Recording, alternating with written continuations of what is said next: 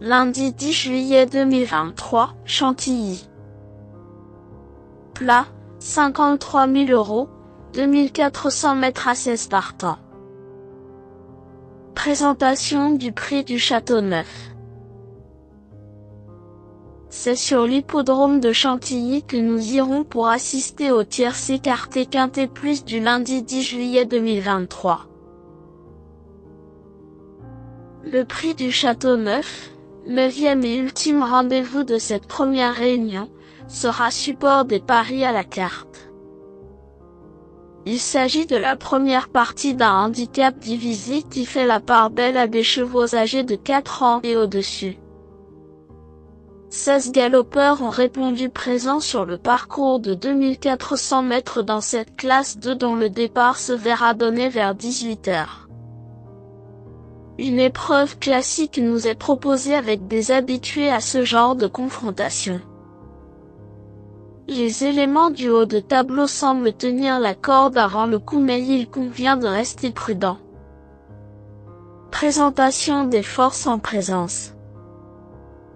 2.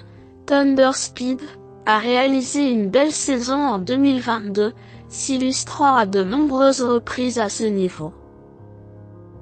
Un peu moins tranchant lors de son retour en piste durant l'hiver, son mentor lui a redonné de la fraîcheur.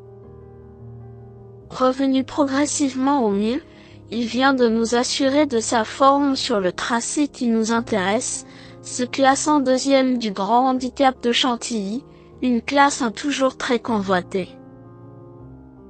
Jugé sur cette tentative, ce premier atout de Christophe Ferland peut gagner.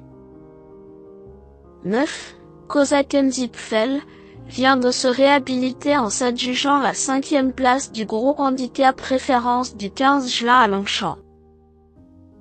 Décevant lors de sa réapparition, il a partiellement remis les pendules à l'heure, dans une course qui manquait de rythme.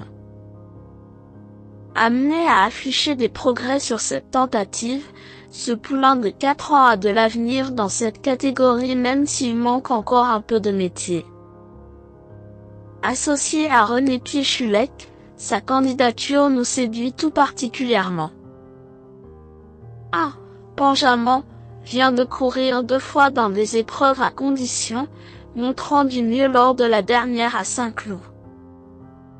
Pour son retour dans cette catégorie, il découvre une situation pondérale bien plus avantageuse que par le passé.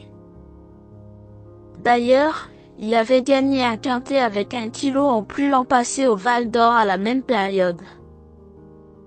Avec autant d'arguments, il a une belle carte à jouer.